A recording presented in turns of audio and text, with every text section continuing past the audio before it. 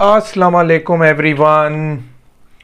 आज ये इलस्ट्रेटर के हमारे इस ट्रेनिंग सेशन की लास्ट क्लास है, यानी लास्ट सेशन है हमारा।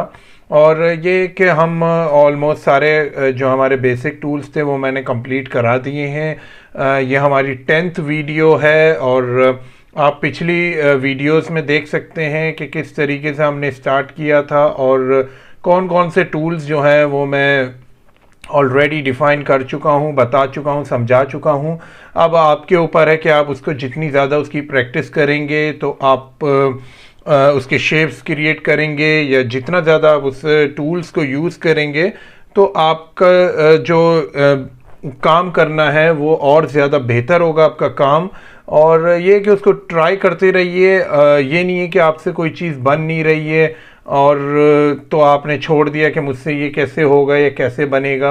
आप बार बार वीडियो को देख सकते हैं और जब तक आपको वो टूल समझ ना आ जाए आप बार बार रिपीट करते रहें। कोई पॉइंट तो मिस नहीं हो रहा या कोई चीज़ ऐसी होगी, कोई मिस हो रही होगी जिससे आपसे वो टूल जो है वो काम सही नहीं कर रहा। तो आज ये हमारी लास्ट वीडियो है इलस्ट्रेटर की। तो इसमें मैं आपको अगर आप स्क्रीन पे देखें तो मैंने एक चीज़ खोली हुई है, पाथ फाइंडर। आज मैं डिफ़ाइन करने जा रहा हूँ, हमारी ये जो क्लास है ये पाथ फाइंडर पे है। और आज मैं डिफ़ाइन करूँगा कि पाथ फाइंडर जो है उससे आप किस तरीके से शेप्स को कट कर सकते हैं, मर्ज कर सकते हैं, ऐड कर सकते हैं, सब्ट्रैक्ट कर सकते हैं, इंटरसेक्ट कर सकते हैं। तो बहुत सारी चीज़ें जो कि हमारा ये जो पाथ फाइंडर जो टूल है ये जो है ये काफ़ी चीज़ें आपको मदद दे सकता है बहुत सारे शेप क्रिएट करने में। तो चलिए इसको स्टार्ट करते हैं। ये हमारे पास पाथ फाइंडर टूल की जो है वो एक पैलेट ओपन हुआ है। अब ये कहाँ से ओपन हुआ, आप विंडोज़ में जाएंगे, विंडोज़ में जाके अगर आप पी पे जाएंगे तो ये पाथ फाइंडर आपको यहाँ से नज़र आ जाएगा। इसकी शॉर्टकट की है शिफ्ट कंट्रोल और F9 शॉर्टकट की दबाएंगे तब भी ये पैलेट ओपन हो जाएगा, वरना आप विंडोज़ से जाके इसको ओपन कर सकते हैं। अब ये जो काम करता है ये मोस्टली आप जो शेप जो क्रिएट करते हैं उसमें इससे आप काम ले सकते हैं। मैं आपको दिखा देता हूँ एक एक करके, मैं आपको इसकी सारी एग्जांपल्स देता हूँ कि किस तरीके से ये शेप को कट और मर्ज करता है। तो हम स्टार्ट करते हैं। सबसे पहले मैंने एक स्क्वायर ले लिया है, मैंने इसके नीचे एक और स्क्वायर ले लिया है, मैंने इसके नीचे एक और स्क्वायर ले लिया। अब ये 3 स्क्वायर हैं हमारे पास। एक साइज एक हो या ना हो इसका ये डजंट मैटर के साइज कुछ भी हो स्क्वायर का, या आप कोई सर्कल भी ले सकते हैं, कोई सा भी आप जो है शेप ले सकते हैं। मैंने समझाने के लिए 3 स्क्वायर लिए हैं। अब मैंने इन तीनों को सिलेक्ट किया है और ये हमारा पहला वाला जो शेप मोड्स जो हैं उसमें सबसे पहले वाला है यूनाइट। अब जैसे ही मैंने इसको यूनाइट किया तो आप देखें कि इसने 3 बॉक्सेस को एक शेप बना दिया है। यानी 3 बॉक्सेस मतलब 3 शेप थे, लेकिन हमने जैसी इसको यूनाइट किया है इसने इसको 3 शेप से एक शेप में कन्वर्ट कर दिया। बगैर आपको कोई कट या कुछ लगाए इसने ऑलरेडी आपको कन्वर्ट करके दे दिया है। यही चीज़ अगर आप इलिप्स टूल में देखना चाहते हैं तो मैंने एक सर्कल लिया, इसके नीचे मैंने एक और सर्कल लिया, इसके नीचे मैंने एक और सर्कल लिया। अब इस वाले सर्कल को मैं यहाँ रख लेता हूँ, इसको मैं यहाँ रख लेता हूँ। अगर आपको स्ट्रेट में सर्कल चाहिए तो आपको अलाइन का पहले समझा चुका हूँ, दोबारा से दिखा देता हूँ। इनको अगर अलाइन करेंगे तो ये तीनों एक लाइन में आ जाएंगे, और आप वर्टिकल अलाइन सेंटर करेंगे तो एक के ऊपर एक सारे सर्कल आ जाएंगे। लेकिन हमें वर्टिकल नहीं करना, हमें सिर्फ स्ट्रेट रखना है। मैं दोबारा से अपने पाथ फाइंडर के पैलेट में आ गया हूँ। अब ये 3 आपके पास सर्कल हैं, तीनों का साइज जो है वो डिफरेंट है। इट डजंट मैटर, कोई फ़र्क नहीं पड़ता साइज कोई भी हो। आपने तीनों को सिलेक्ट किया, आपने क्लिक किया यूनाइट पे, और अब ये देखें इसने एक ही इसको शेप क्रिएट कर दिया। जबकि 3 हमारे पास सर्कल थे लेकिन इसने एक सर्कल को, तीनों सर्कल को मिलाकर जो है वो एक आपको शेप क्रिएट करके दे दिया है। तो ये यूनाइट करता है जितने भी शेप हों आपके पास, तो आप जो उस पर जब और सबको सिलेक्ट करके आप जब उस पर यूनाइट का बटन क्लिक करेंगे तो ये सबको यूनाइट कर देगा। अब इसकी दूसरे उसकी मैं एग्जांपल दे देता हूँ। उसका दूसरा टूल जो है वो है माइनस फ्रंट। अब माइनस फ्रंट क्या करता है, मैंने दोबारा से एक स्क्वायर लिया, मैंने एक और स्क्वायर ले लिया। अब ये दो मेरे पास स्क्वायर हैं, सही है। अब मैंने इन दोनों को सिलेक्ट कर लिया है, मैंने क्लिक किया है माइनस फ्रंट पे। माइनस फ्रंट क्या करता है, जो आपके पास फ्रंट पे जो आपने ऑब्जेक्ट बनाया होता है, शेप बनाया होता है, मतलब कि जब आप एक पहला शेप बनाएंगे, एक दूसरा शेप बनाएंगे, तो दूसरा शेप जब भी आप बनाएंगे वो पहले वाले से ऊपर ही होता है। तो जितना हिस्सा उसका पहले वाले से ऊपर था दूसरे शेप का, तो वो उसने माइनस कर दिया। यहां लिखा हुआ है माइनस फ्रंट, मींस कि मैंने एक ये स्क्वायर बनाया, ये अभी मेरा फ्रंट है, लेकिन जब मैंने इसके ऊपर एक और फर्ज करें मैंने एक सर्कल बना दिया है, तो अब ये सर्कल मेरा फ्रंट है, सही, क्योंकि मैंने सर्कल बाद में बनाया। सर्कल मेरा फ्रंट पे है, स्क्वायर मेरा बैक पे है। और अब मैंने जब इन दोनों को सिलेक्ट करके माइनस फ्रंट क्लिक किया, तो ये देखें आप, इसने क्या किया, जितना मेरा सर्कल जो है वो पीछे वाले जो मेरे स्क्वायर के ऊपर था वो इसने कट करके आपको ये शेप बनाकर दे दिया है। उम्मीद है कि ये भी समझ आ गया होगा कि पहले जो था वो यूनाइट था, ये सारे जितने भी आपके शेप्स थे उनको यूनाइट कर रहा था। सेकंड वाला जो है माइनस फ्रंट था। अब थर्ड वाला भी हम देख लेते हैं। मैंने एक सर्कल क्रिएट किया और एक मैंने पॉलीगॉन ले लिया है इस बार। अब मैं आपको इसमें पॉलीगॉन पे भी दिखा देता हूं, वो भी एक हमारे पास शेप है। अब देखिए थर्ड ऑप्शन जो है वो है इंटरसेक्ट का। इंटरसेक्ट का जो ऑप्शन है वो भी मैं दिखा देता हूं। अब देखें यहां पे जितना एरिया इंटरसेक्ट हो रहा होगा वो आपके पास रिमेनिंग रह जाएगा। ये देखें, फिर दिखा सकता हूं, ये देखें ये एरिया जो है वो इंटरसेक्ट हो रहा है, और जैसे ही मैंने क्लिक किया तो वो एरिया आपके पास रिमेनिंग रह जाएगा, यानी बच जाएगा, और उसके अलावा बाकी दोनों शेप के जितना एरिया था वो कट हो जाएगा। एक बार दोबारा से देख लें। अब मैं अगर पॉलीगॉन टूल को यहां रख लेता हूं तो हमारा एरिया चेंज हो जाएगा। अब मैंने इन दोनों को सिलेक्ट किया, अब ये जो एरिया है ये इंटरसेक्ट हो रहा है, तो अब ये एरिया हमारे पास कट हो गया है। इसका चौथा ऑप्शन भी मैं आपको दिखा देता हूं। वो क्या करता है, मैंने रेक्टेंगल लिया, उसको रेक्टेंगल क्रिएट किया एक, और फिर मैंने जो है एक सर्कल लिया, मैंने सर्कल भी क्रिएट कर दिया, और मैंने इस सर्कल को जो है वो यहाँ पे रख लिया है। फर्ज करें मैंने यहाँ पे रख लिया है इस सर्कल को। अब देखें मैं इस पे अगर कलर डाल देता हूँ और फिर देखें, इससे ज़्यादा अच्छा समझ आएगा आपको। अब ये कलर है, मैं इसका स्ट्रोक नन कर देता हूँ। ये हमारे पास दो अलग अलग जो है वो ऑब्जेक्ट हैं, एक सर्कल है और एक स्क्वायर है। अब मैंने इसको सेलेक्ट किया, मैंने इस पर क्लिक किया एक्सक्लूड पे, तो अब आपने ये देखा कि जितना एरिया इंटरसेक्ट हो रहा था वो जो है इसने माइनस कर दिया, और बाकी का शेप आपके पास रह गया। मैं इस शेप को यहाँ लेकर आऊँगा तो आपको नज़र आएगा ये होल हो चुका है अब इसके अंदर। तो हमारा एक्सक्लूड जो है वो इस तरीके से काम करता है कि जितना एरिया इंटरसेक्ट हो रहा होगा वो आपका जो है एक्सक्लूड हो जाएगा, मतलब कट हो जाएगा, वो होल हो जाएगा उसके बीच में। तो फिर आप इसको कहीं पे भी रख सकते हैं। तो इसके बैकग्राउंड पे अगर कोई इमेज होगी या कोई शेप होगा तो वो इससे नज़र आएगा। ये चार ऑप्शन आपने देख लिए। अब इसके थोड़े नीचे ऑप्शन है, ये शेप मोड्स थे चारों। अब इन शेप मोड्स का मैं एक और ऑप्शन आपको बता दूं कि क्या करते हैं। मैंने दोबारा से एक रेक्टेंगल लिया और मैंने एक, इसको मैं डिफ़ॉल्ट पे ले आता हूं, मैंने एक दोबारा से सर्कल भी लिया है। अब देखें मैंने ये सर्कल भी लिया हुआ है और एक स्क्वायर भी लिया हुआ है। अब यूनाइट पे अगर आप दोबारा आते हैं तो यूनाइट के आगे देखें आप, लिखा हुआ है alt click to create a compound shape and add to shape area. पहले तो हम यूनाइट कर रहे थे तो ये जो है हमने दोनों को सिलेक्ट किया, यूनाइट किया, ये इसने एक शेप हमें बना के दे दिया। अब जो इसने दूसरा ऑप्शन जो इसने बताया हुआ है वो क्या चीज़ है, हमें वो देखना है। हमने ऐसी एज इट इज सर्कल ऐसे ही रखा है, सही है। अब हमने सिर्फ ये किया है कि मैंने इसको सिलेक्ट किया है, ऑल्ट की प्रेस करके मैंने फिर यूनाइट टूल पे क्लिक किया है। लेकिन अब देखें आपने, अगर आप देख सकें तो इसने यूनाइट कर दिया है इसको वैसे ही जैसे पहले हम कर रहे थे। लेकिन अब जो है सर्कल का पाथ अभी तक डिलीट नहीं हुआ है।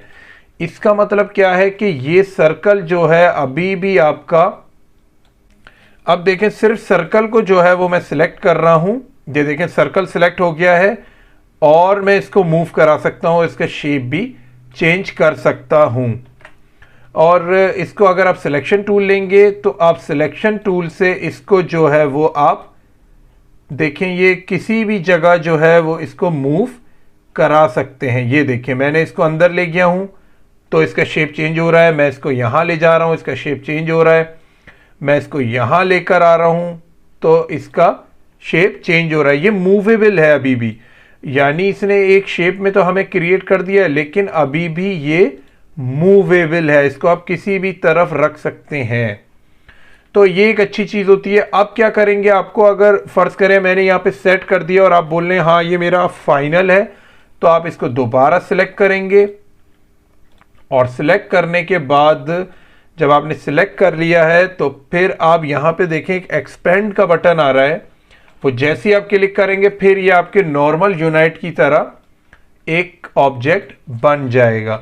इसी तरह जो है ये सब पे काम करता है, चाहे आप किसी भी उस पे काम करें। मैंने एक सर्कल क्रिएट किया, मैंने एक और सर्कल क्रिएट किया, अब ये दो सर्कल है मेरे पास, इन दोनों को मैंने सिलेक्ट करा और ऑल्ट की के साथ मैंने माइनस फ्रंट कर दिया। अब ये माइनस तो हो गया है, देखिए माइनस हो गया, लेकिन यहां पे अभी आपके पास आउटलाइन अभी भी नजर आ रही है।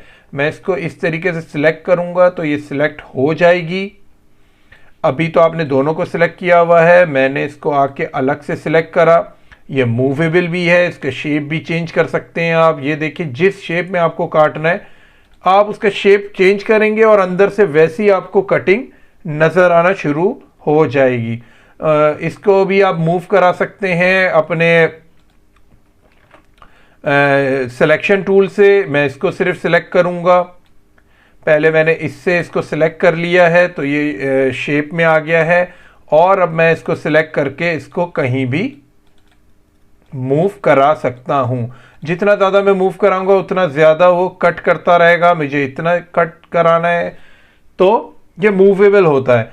फिर मैं अगर मुझे लग रहा है ये सही है बिल्कुल, मैं इसको दोनों को सिलेक्ट करूंगा, एक्सपेंड। अब ये आपका नॉर्मली जो है माइनस फ्रंट हो चुका है। तो कुछ उसके ये ऑप्शन थे कि ऑल्ट की दबा के अगर आप करेंगे तो जितना हिस्सा डिलीट या एक्सट्रैक्ट या एक्सपेंड हुआ था, यानी जो इंटरसेक्ट भी हुआ था वो आपके पास रिमेनिंग होगा, उसमें भी आप चेंजेस करके उसको फिर एक्सपेंड कर सकते हैं। अब हमारे शेप मोड्स तो कंप्लीट हो चुके हैं। अब मैं पाथ फाइंडर जो हमारे ये नीचे के जो ऑप्शंस हैं ये भी मैं आपको बता देता हूँ ये क्या काम करते हैं। तो सबसे पहले हम एक स्क्वायर लेते हैं, हमने यहाँ स्क्वायर बनाया और ये एक और स्क्वायर हमने क्रिएट किया। अब देखें आप ये दो स्क्वायर हैं जो एक दूसरे को इंटरसेक्ट भी कर रहे हैं, हमने दोनों को सिलेक्ट किया, हमने डायरेक्ट क्लिक किया डिवाइड पे। अब डिवाइड ने इसको डिवाइड कर दिया है। अब क्या करेंगे, जब ये टूल आप यूज़ कर लें डिवाइड का तो जस्ट आप राइट क्लिक करेंगे अपने शेप पर और इसको यहाँ से अनग्रुप कर लेंगे। तो जब आपने अनग्रुप करा तो आप देखेंगे ये तीन हिस्सों में कट चुका है। तो एक हिस्सा जो पहले ऑब्जेक्ट का था या पहले शेप का था, दूसरा शेप का था, और जो इंटरसेक्ट एरिया था वो भी इसने कट कर दिया है। ये देख सकते हैं आप, ये हिस्सा इसने अलग कर दिया है, इंटरसेक्ट अलग कर दिया है, और ये शेप का हिस्सा इसने अलग कर दिया। तो ये तो आप इस और भी उससे कर सकते हैं, अगर आप इंटरसेक्ट भी करा लें और आप इसको जो है आप एक्सक्लूड भी कर सकते हैं। और भी मैं इसके तरीके बता देता हूं जो कि बहुत ज़्यादा काम आ सकते हैं बहुत सारे आपके शेप्स में। अब देखिए मैंने एक राउंडेड रेक्टेंगल टूल बनाया है। यानी राउंडेड रेक्टेंगुलर टूल से हमने एक स्क्वायर क्रिएट किया है। अब मैंने यहाँ पेन टूल लिया है अपना। पेन टूल से मैंने एक डिज़ाइन बना रहा हूँ मैं इसके अंदर, और मैंने एक ऐसी नॉर्मली एक डिज़ाइन मैंने क्रिएट कर दिया है। अब आप देखें कि पेन टूल के अंदर जो है आपका कलर आ रहा है, क्योंकि यहाँ से आपने फिल क्लोज नहीं किया। ये हमेशा याद रखें, जब भी आपको इसका जो फिल है वो क्लोज करना ज़रूरी है, और ये जब तक आप इसको क्लोज नहीं करेंगे तो आपका शेप जब आप काटेंगे उसको, तो ये बहुत ही गलत तरीके से या बहुत ही अजीब तरीके से वो कटिंग देगा आपको, जब तक आप इसके फिल कलर को नन नहीं करेंगे। हमें सिर्फ स्ट्रोक का पाथ चाहिए। और अब ये देखें, ये पाथ जो है ये इस स्क्वायर को देखें किस तरीके से कट कर रहा है। आपने दोनों को सिलेक्ट किया, डिवाइड पे क्लिक किया, और अब ये देखिए मैंने यहाँ से अनग्रुप कराया, और उसने उसी तरीके से जिस शेप का आपका पाथ था उसी पाथ को देखते हुए उसने ऑब्जेक्ट को डिवाइड कर दिया है। तो बीच में आप कोई सा भी शेप दे दें, बस आप जैसे स्क्वायर है या सर्कल है, आप उसको जिस उससे भी आप कोई भी शेप देके उसके ऊपर रखेंगे, और जैसे ही डिवाइड करेंगे तो वो उसी शेप में कट जाएगा ऑब्जेक्ट या शेप आपका जो भी है। अब मैं इसका सेकंड ऑप्शन भी दिखा दूं आपको। हमने एक और बॉक्स ले लिया है, एक हमने एलिप्स से सर्कल भी ले लिया है। अब देखते हैं क्या होता है। और मैंने इसको एक और 2-3 मैंने इसके जो हैं वो शेप ले लिए हैं। पॉलीगॉन भी मैंने शेप ले लिया है। मैंने बॉक्स यहाँ रखा, सर्कल यहाँ रखा, पॉलीगॉन मैंने यहाँ रखा। उसके अलावा मैं कुछ और शेप भी ले लेता हूँ। राउंडेड रेक्टेंगल मैंने एक और ले लिया, और मैंने एक एलिप्स और ले लिया। अब ये जो हैं ये देखें, यहाँ पे ये मैंने रख लिया, यहाँ पे ये मैंने रख लिया। ये इसके फ्रंट पर हैं, और ये जो है वो बैक पर है। आपको नज़र आ रहा होगा कि कौन सा फ्रंट है कौन सा बैक पर है। अब मैं इन सबको जो है वो डिफरेंट कलर दे रहा हूँ।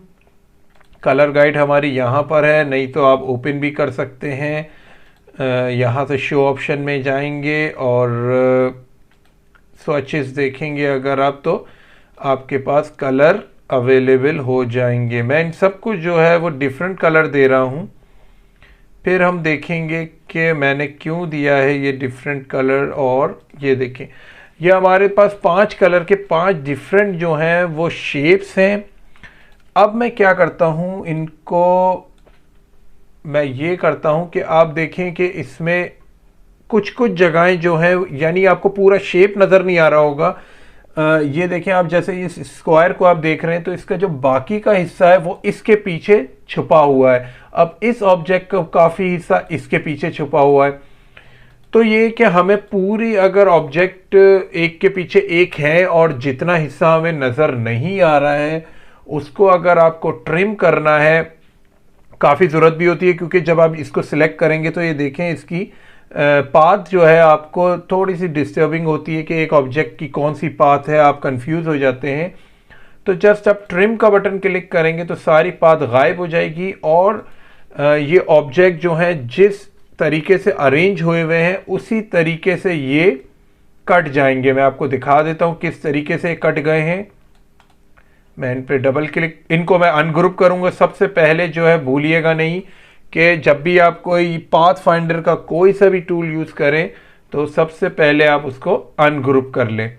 तो ये देखें, ये जिस तरीके से इसके शेप थे उसी तरीके से ये कट गए हैं। ये अभी आपको अजीब कटे हुए जो हैं वो शेप्स नज़र आ रहे हैं, लेकिन जब हम इस तरीके से देख रहे थे तो ये बिल्कुल आपको ठीक हालत में नज़र आएंगे, लेकिन उसने जो है वो उसी हालत में उसको काट दिया है। तो ये ट्रिम का काम ये होता है कि अगर आपको ऑब्जेक्ट की बहुत सारी, अगर जो उसके पाथ्स हैं जो आपको डिस्टर्ब कर रहे हैं, जो आपको ऑब्जेक्ट जो है वो सिलेक्ट करने में मसला कर रहे हैं, तो आप इस तरीके से ट्रिम से उसको रिमूव कर सकते हैं। इसके बाद हमारे पास मर्ज का ऑप्शन है, और वो भी मैं दिखा देता हूँ आपको। हमने एक सर्कल लिया, ये हमने एक और सर्कल लिया, दोनों को हमने यहाँ रखा और इसको हमने सिलेक्ट करके मर्ज कर दिया। तो आप देख रहे हैं ये तो यूनाइट में जो हमने काम देखा था वही उसने उसी तरीके से इन दोनों को मर्ज कर दिया है। अब मैं इसमें एक और चीज़ अप्लाई कर रहा हूँ, मैं इन दोनों में जो है वो डिफरेंट कलर अप्लाई कर रहा हूँ।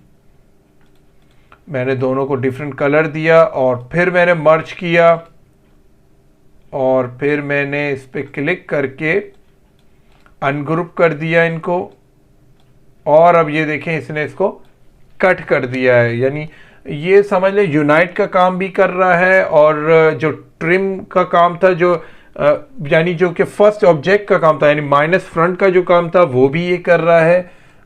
तो इस टूल को इतना ज़्यादा यूज़ करते नहीं है क्योंकि अगर मुझे ये काम चाहिए होगा तो मैं माइनस फ्रंट से करा लूँगा और अगर मुझे मर्ज का दोनों ऑब्जेक्ट मर्ज हो जाते हैं उसका काम चाहिए होगा तो मैं यूनाइट से करवा लेता हूँ।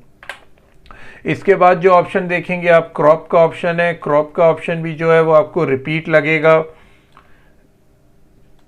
मैंने एक सर्कल लिया, मैंने एक स्क्वायर लिया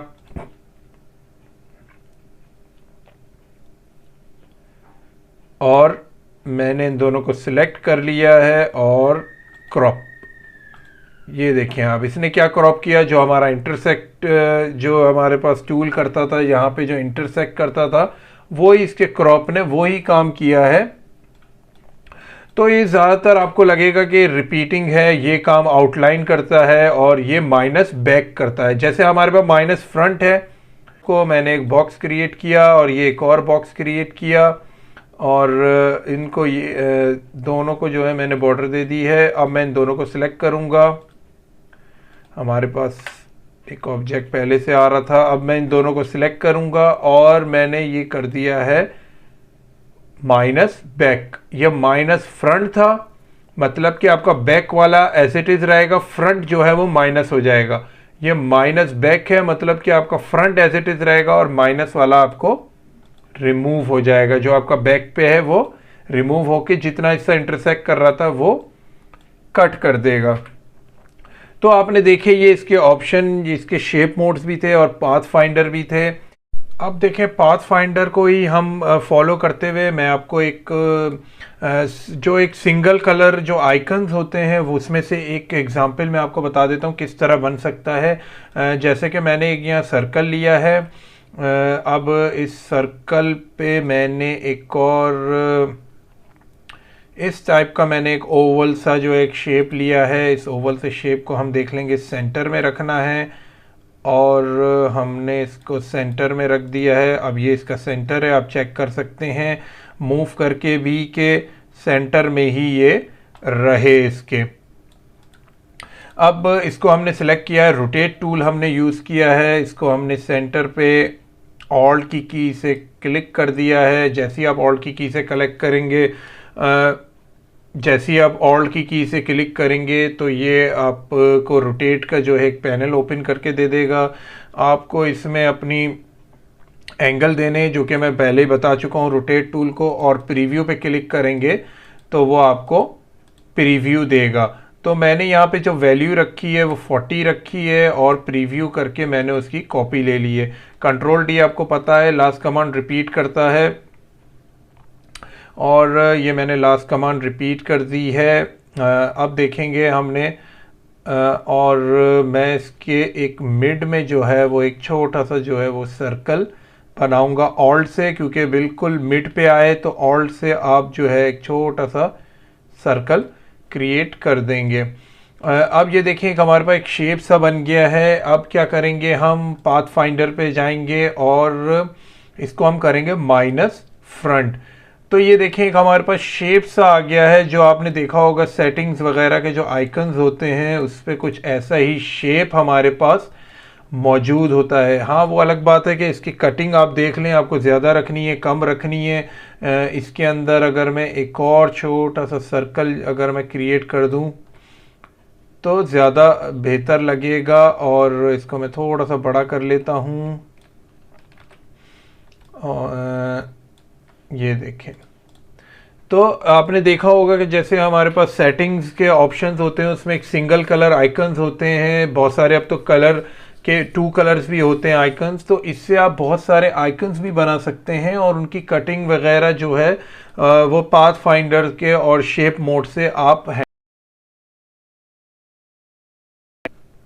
जैसा कि आपने देखा कि पाथ फाइंडर टूल जो है उसके ऑप्शन मैंने आपको बता दिए कि किस तरीके से उसकी कैटेगरीज होती हैं और किस तरीके से वो ऑब्जेक्ट को कट और ऐड करता है। जाते जाते मैं आपको एक स्ट्रोक्स के बारे में थोड़ी सी इंफॉर्मेशन देना चाहता हूँ, वो मैं दिखा देता हूँ कि आपके साथ मसला हो सकता है उसका। देखते रहिए, काफ़ी इम्पोर्टेंट चीज़ है, बहुत सारे लोगों के साथ ये मसले होते हैं, तो मैं उसकी थोड़ी सी नॉलेज देता हुआ जाऊँ कि फ़र्ज़ करें आपने मैंने ये सर्कल जो है वो क्रिएट किया है, इसका स्ट्रोक जो है साइज़ में बड़ा रखता हूँ, 15 मैंने इसका स्ट्रोक साइज़ दिया है, तो ये कुछ ऐसा दिखेगा। उसके अलावा मैंने ऑल्ट से इसकी एक और कॉपी ले ली है और मैंने ऑल्ट से एक और इसकी कॉपी ले ली है, तो ये 3 कॉपियाँ हो गई हैं इसकी जो है वो मैंने 3 कॉपी जो हो गई हैं वो ले ली है मैंने इसको आप सेट कर लेंगे। ये मैंने ऐसी एग्जांपल देने के लिए 3 ये बनाए हैं मैंने, इनको आप सिलेक्ट कर लें और इनको आप इस तरीके से अलाइन कर लें, एक बैक पर होगा और 2 फ्रंट पर होंगे। अब मैं इसको सिलेक्ट करके मैंने कंट्रोल G किया तो ये ग्रुप हो गया है अब तीनों का। अब आप एक चीज़ देखिएगा कि जब मैं इनको शिफ्ट की मदद से छोटा कर रहा हूं तो ये देखें हमारा जो स्ट्रोक है उसने जो हमारे शेप को जो है वो बिल्कुल चेंज कर दिया है, मतलब स्ट्रोक ही आपको नज़र आ रहा है और शेप तो नज़र ही नहीं आ रहा। और यही मसला होता है, अगर आप इसको बड़ा भी करेंगे तो आपका स्ट्रोक और पतला हो जाएगा, मतलब कि हमने तो स्ट्रोक ज़्यादा दिया है लेकिन हम जब इसको बड़ा करेंगे तो इसका स्ट्रोक आपको पतला नज़र आएगा, क्योंकि स्ट्रोक जो है वो श्रिंक कर रहा है। इसका हल क्या है, इसको आप सिलेक्ट करेंगे, ऑब्जेक्ट में जाएंगे, ऑब्जेक्ट में आपको एक ऑप्शन नज़र आ रहा होगा एक्सपेंड का। जैसे ही आप एक्सपेंड पे क्लिक करेंगे तो आपके पास एक ये छोटा सा पैनल ओपन हो जाएगा, इसमें फिल है, स्ट्रोक है। आप इसमें से फिल से चेक हटा देंगे, स्ट्रोक पे चेक रहने देंगे और फिर कर देंगे ओके। तो यहाँ हमने देखा हमारे स्ट्रोक पे जो है वो एक नन का निशान आ गया और फिल पे जो है क्वेश्चन मार्क आ गया है। अब मैं वही चीज़ अगर करूँगा, शिफ्ट दबा के मैंने इसको छोटा किया है तो ये ख़राब नहीं होगा, ये अपनी स्ट्रोक जो है वो ना तो बड़ा होगा ना छोटा होगा और ना ही आपका ऑब्जेक्ट जो है वो उसके अंदर छुपेगा। जैसे मैंने बड़ा भी किया है तब भी ये वैसे ही रहेगा, उतना ही स्ट्रोक साइज रहेगा, और जितना छोटा कर ले तब भी ये उतना ही स्ट्रोक साइज रहेगा इसका। और देखें आप, अगर बीच में आपको ज़्यादा कॉलम्स नज़र आ रहे हैं तो इन सबको सिलेक्ट करें, यानी आपको ज़्यादा पाथ्स नज़र आ रहे हैं तो सिलेक्ट करके हमने जैसे बताया था ट्रिम टूल, और ट्रिम टूल क्या करता है, इसके पाथ्स को जो भी एक्स्ट्रा पाथ आपको जो नज़र आ रहे होंगे उनको ट्रिम कर देगा। तो उम्मीद है कि ये जो आखिरी क्लास थी काफ़ी इंटरेस्टिंग रही होगी और इसमें मैंने आपको पाथ फाइंडर टूल और थोड़ा सा स्ट्रोक की थोड़ी सी नॉलेज और दी है कि किस तरीके से अगर स्ट्रोक की वैल्यू चेंज हो रही है तो घबराने की बात नहीं है, उसको आप इस तरीके से एक्सपेंड से सही कर सकते हैं। तो इंशाल्लाह आप ट्राई करते रहिए, तो जितना ज़्यादा आप इन टूल्स को यूज़ करेंगे उतना ज़्यादा आप बेहतर होते जाएंगे। और ये कि ये सारे बेसिक टूल जो हैं वो मैंने इस कोर्स में आपको पढ़ाए हैं और उम्मीद है कि आपको समझ भी आए होंगे। अगर समझ नहीं आए तो दोबारा से वीडियोस देखें और किस तरीके से कौन सा टूल यूज़ होता है आप वो यूज़ करना सीख जाएंगे। प्रैक्टिस करते रहिए, प्रैक्टिस आपको और बेहतर करता रहेगा इंशाल्लाह। और भी कोर्सेज़ में आपको सिखाते रहेंगे सॉफ्टवेयर्स के बारे में, और जैसे कि मेरे फ़ोटोशॉप की भी वीडियोस हैं और इलस्ट्रेटर की भी वीडियोस हैं, तो वो भी देखिए आप कि दोनों सॉफ्टवेयर किस तरीके से काम करते हैं। तो आज के लिए इस वीडियो में इतना ही, किसी और सॉफ्टवेयर के साथ आपसे मुलाकात होगी, तब तक के लिए अल्लाह हाफिज़।